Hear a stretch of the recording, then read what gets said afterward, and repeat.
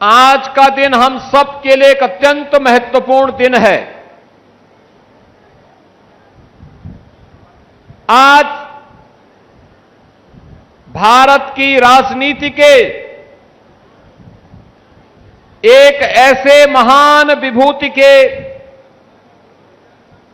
जन्म के 125 दिन हो रहे हैं, जिनका पूरा जीवन भारत की राष्ट्रीयता के लिए, भारत की एकता और अखंडता के लिए समर्पित था।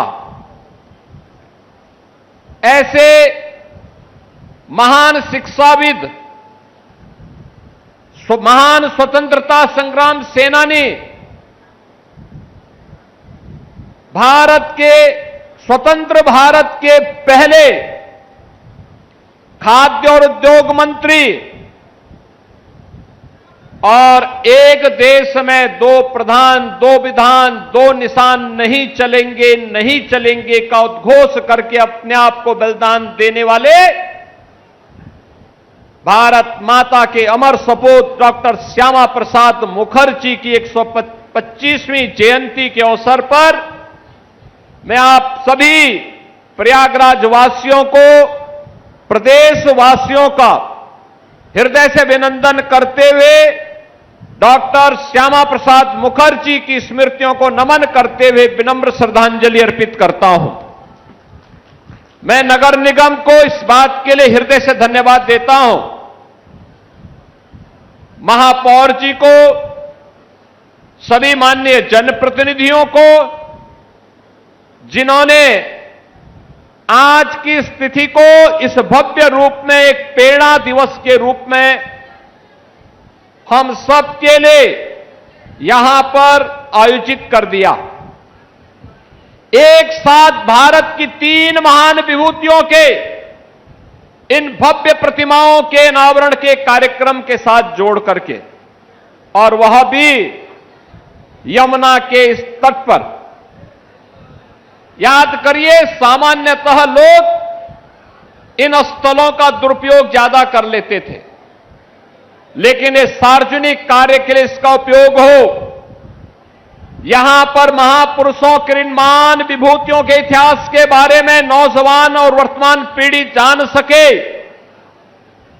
इस दृष्टि से इन 3 प्रतिमाओं की अत्यंत महत्वपूर्ण भूमिका है। डॉक्टर श्यामा प्रसाद मुखर्जी अखंड भारत के स्वप्न दृष्टा।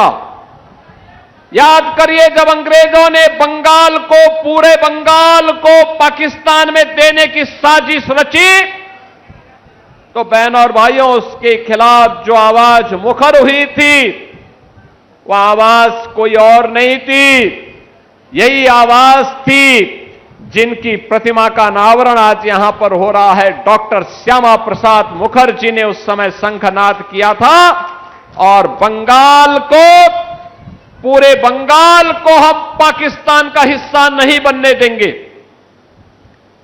आज उसी का परिणाम है। ये सुखद अनुभूति का क्षण है कि जब हम 125वीं जयंती के कार्यक्रम के साक्षी बन रहे हैं, तब उस बंगाल में भी भारतीय जनसंघ के नए रूप में भारतीय जनता पार्टी का कमल खिल रहा है। और बहनों भाइयों, ये कमल केवल सत्ता का नहीं, बल्कि कमल समृद्धि का है, सुशासन का है, सुरक्षा का है, और हर नागरिक के लिए, हर नौजवान के लिए, हर बहन और बेटी के लिए सुरक्षा की एक आश्वस्ति का कमल भी है। बहनों और भाइयों, एक और जहां भारत की अखंडता के लिए डॉक्टर श्यामा प्रसाद मुखर्जी ने अपना बलिदान दिया था। याद करिए, किन परिस्थितियों में डॉक्टर श्यामा प्रसाद मुखर्जी ने कार्य किया होगा, और वे तो मंत्री थे। स्वतंत्र भारत में जो पहला कैबिनेट बना था, वह सभी दलों के नेताओं को मिलकर के बनाया गया था। यह सच है कि पंडित जवाहरलाल नेहरू उस कैबिनेट में प्रधानमंत्री बने, लेकिन मंत्री अलग अलग दलों से भी थे। डॉक्टर श्यामा प्रसाद मुखर्जी हिंदू महासभा से उस कैबिनेट में मंत्री बने थे, लेकिन जब नेहरू सरकार ने देश की भावनाओं के विरुद्ध तुष्टीकरण की नीति पर चल करके भारत की अखंडता के विरुद्ध आचरण करना प्रारंभ किया, उसके खिलाफ कोई स्वर मुखर होकर के सामने आया था तो वह स्वर था डॉक्टर श्यामा प्रसाद मुखर्जी का। देश के हित में भारत की अखंडता के लिए उन्होंने अपने पद से त्याग पत्र दिया और उसके बाद भारतीय जनसंघ के संस्थापक अध्यक्ष बनकर के उन्होंने भारतीय जनता पार्टी की नींव उस समय रख दी थी। बहनों और भाइयों, डॉक्टर श्यामा प्रसाद मुखर्जी के इन सपनों को साकार करने का काम किया है आज के यशस्वी प्रधानमंत्री आदरणीय श्री नरेंद्र मोदी जी ने। आज कश्मीर में धारा 370 समाप्त हुई।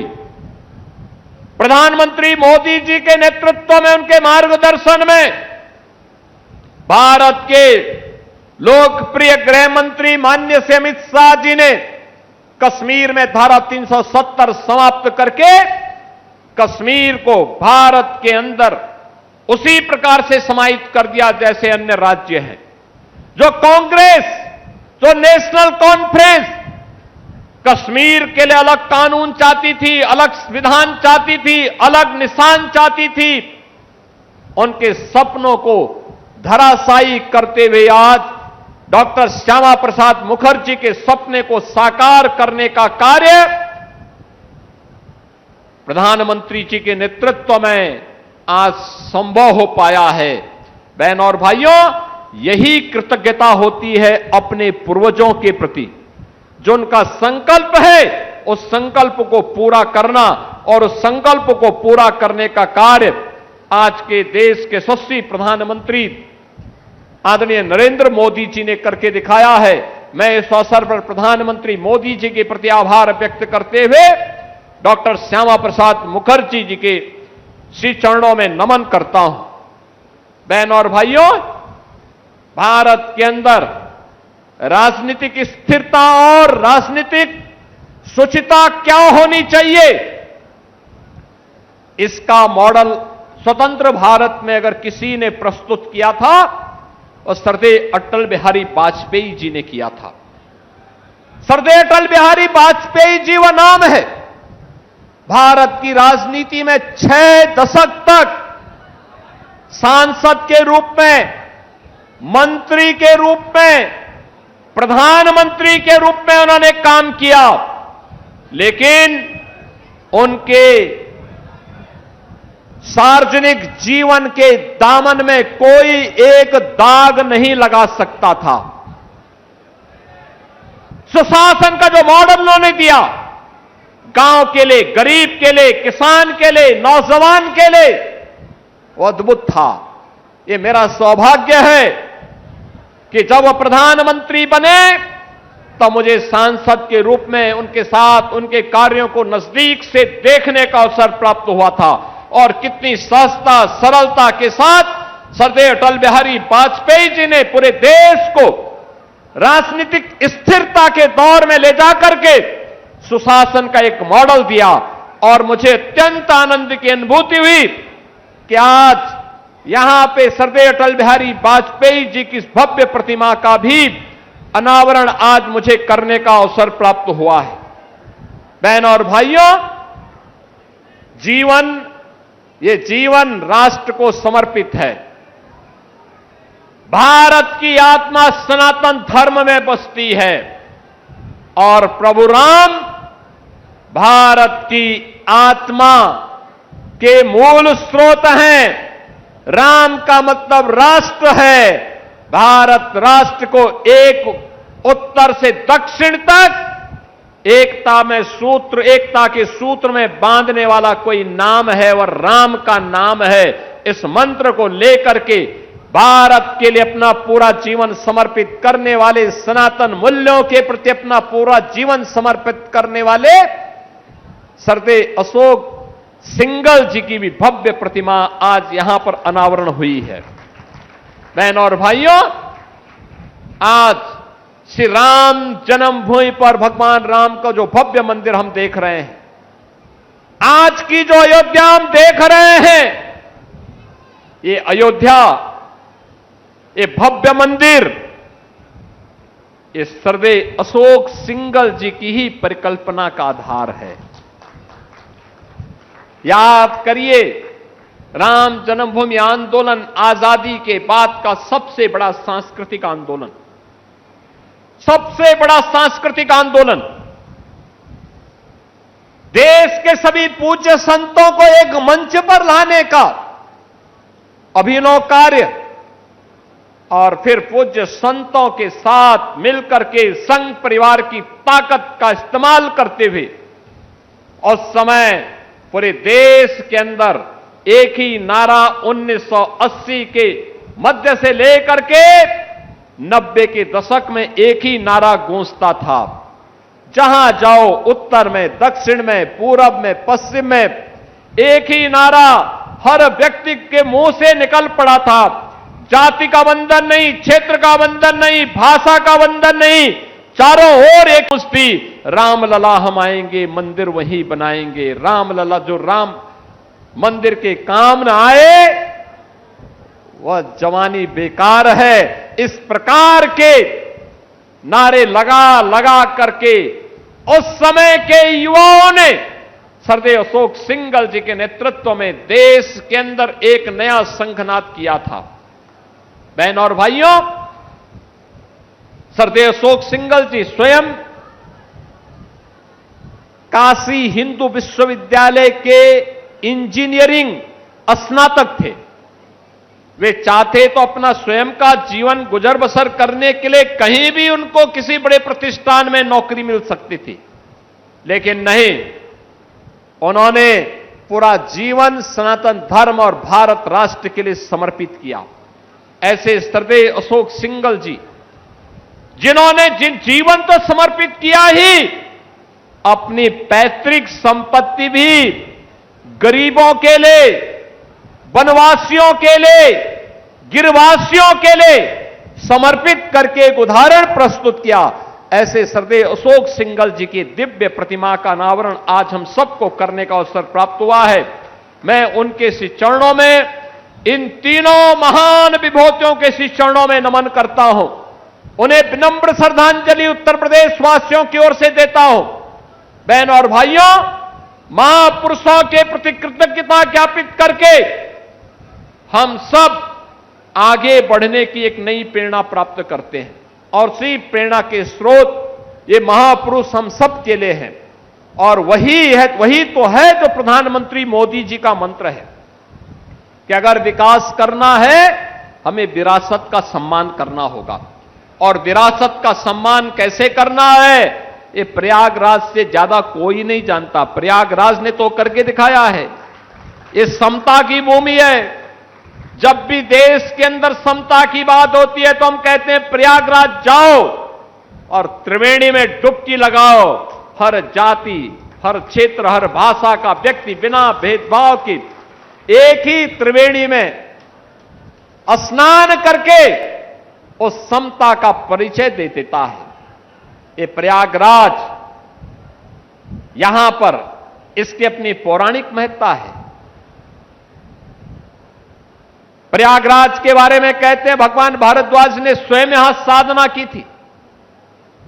लंबे समय तक भगवान राम जब वन के लिए जा रहे थे तब भी, और जब वन से वापस आ रहे थे तब भी वे प्रयागराज में उतरे और पहले उन्होंने महर्षि भारद्वाज का दर्शन किया। महर्षि भारद्वाज की आज्ञा से वन में गए और 14 वर्ष के बाद जब वापस आए तो महर्षि भारद्वाज के चरणों को स्पर्श करके फिर अयोध्या की ओर प्रस्थान किया था। यह प्रयागराज की महत्ता है। और ये डबल इंजन सरकार को गौरव प्राप्त होता है कि प्रयागराज में महर्षि भारद्वाज की भव्य प्रतिमा और उनके पौराणिक मंदिर और आश्रम के पुनरुद्धार करने का कार्य कुंभ के दौरान यह आयोजन इस डबल इंजन की भारतीय जनता पार्टी की सरकार को करने का अवसर प्राप्त हुआ। नागवासुकी मंदिर हो, प्रयागराज के तीर्थों के पुनरुद्धार का कार्य हो, पातालपुरी का मंदिर हो, सरस्वती कोप के पुनरुद्धार का कार्य हो, अक्षय वट का मार्ग खोलने का कार्य हो, या भव्य और दिव्य कुंभ के आयोजन का अवसर हो, यह प्रयागराज की धरती ने करके दिखाया है। और मैं तो प्रयागराज वासियों के प्रति इसलिए भी हृदय से धन्यवाद करता हूं कि जब 2025 में गत वर्ष भव्य और दिव्य महाकुंभ हो रहा था, तो 1 महीने तक देश और दुनिया के 66 करोड़ श्रद्धालु आए थे। प्रयागराज में जहां देखो वहां श्रद्धालुओं का तांता लगा रहता था, लेकिन प्रयागराज वासियों ने कभी भी कोई नकारात्मक स्वर नहीं उठाया। वे अभिभूत थे कि आयोजन हमारा है, दुनिया हमारे प्रयागराज में आ रही है, और प्रयागराज के महत्व को, प्रयागराज के इष्ट को प्रणाम करते हुए त्रिवेणी के इस पावन संगम में डुबकी लगा करके, आस्था की डुबकी लगा करके अभिभूत हो रहा है। यह प्रयागराज में ही संभव हो सकता है, और प्रयागराज ने अद्भुत कार्य करके दिखाया है। आज के इस अवसर पर मैं हृदय से प्रयागराज वासियों को इसके लिए हृदय से धन्यवाद देता हूं। आज हमारा प्रयाग मजबूती के साथ आगे बढ़ रहा है। अब तो यहां पे डॉक्टर राजेंद्र प्रसाद जी के नाम पे नेशनल लॉ यूनिवर्सिटी का भी निर्माण हो रहा है। उसमें क्लासेस प्रारंभ हो चुकी हैं, भवन का निर्माण लगभग पूरा हो चुका है। विकास के लिए हम लोगों ने नए नए कार्यक्रम प्रारंभ किए हैं। गंगा जी में नया ब्रिज बनने जा रहा है, 1000 करोड़ का कोई ब्रिज। उत्तर प्रदेश में पहली बार इतना पैसा हम लोगों ने एक ब्रिज के लिए दिया है, और 4 लेन की बेहतरीन कनेक्टिविटी को आगे बढ़ा रहे हैं। आज इसके बाद फिर हम लोग थोड़ी देर में यहां के विकास के लिए कुछ और योजनाओं के बारे में चर्चा करने जा रहे हैं। आपने अच्छे जनप्रतिनिधि चुने हैं, तो अच्छे परिणाम हम सबके सामने आएंगे ही आएंगे। और बहनों और भाइयों, मैं इस अवसर पर आप सभी को हृदय से धन्यवाद देता हूं। मैं अभिनंदन करूंगा महापौर जी और उनकी पूरी टीम का, जिन्होंने इन 3 महापुरुषों की इस भव्य प्रतिमा को डॉक्टर श्यामा प्रसाद मुखर्जी के 125वीं जयंती के अवसर पर आज अनावरण कराया। मैं मानता था कि नगर निगम छोटी छोटी प्रतिमाओं को स्थापित करवाएगा, पता नहीं कार्यक्रम कैसे होता है। यद्यपि यहां के नगर निगम ने महाकुंभ के दौरान शिवालिक पार्क का निर्माण करके एक नया मॉडल खड़ा किया था। वेस्ट टू वंडर का एक अद्भुत, वेस्ट टू वेल्थ का एक बेहतरीन उदाहरण प्रस्तुत किया था। और मुझे अच्छा लगा था उस दौरान कि जो शिवालिक पार्क बना, नगर निगम ने जमीन दी और पीपीपी मोड पर वे रिप्लिकाएं, जितनी भी स्क्रैप थी सिटी की, उससे तैयार हुई 12 ज्योतिर्लिंग का और 6 अन्य ज्योतिर्लिंग का। बहनों और भाइयों, प्रयागराज महाकुंभ के दौरान इतने श्रद्धालु आए कि जितना उनका इन्वेस्टमेंट था उससे ज्यादा उनकी इनकम हो गई। इतने श्रद्धालु शिवालिक पार्क में गए थे।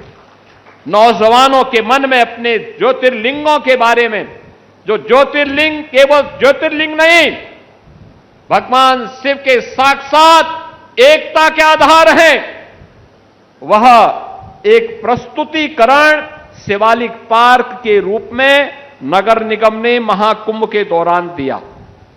बहनों और भाइयों, इन म्युनिसिपल कॉरपोरेशन को स्मार्ट सिटी के रूप में विकसित करने का प्रधानमंत्री मोदी जी का जो विजन है, उसके पीछे का भाव ही यही है कि नगरीय क्षेत्रों में ईज ऑफ लिविंग के लक्ष्य को प्राप्त करना, आम नागरिक के जीवन को सरल और सहज बनाना, लेकिन साथ साथ वहां पर कुछ ऐसा कार्य करें जो आने वाले लोगों को आकर्षित भी कर सके।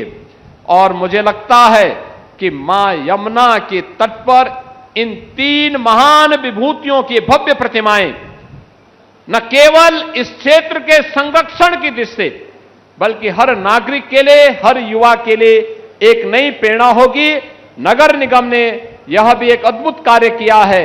नगर निगम के महापौर और पूरी कार्यकारिणी इसके लिए हृदय से धन्यवाद की पात्र है।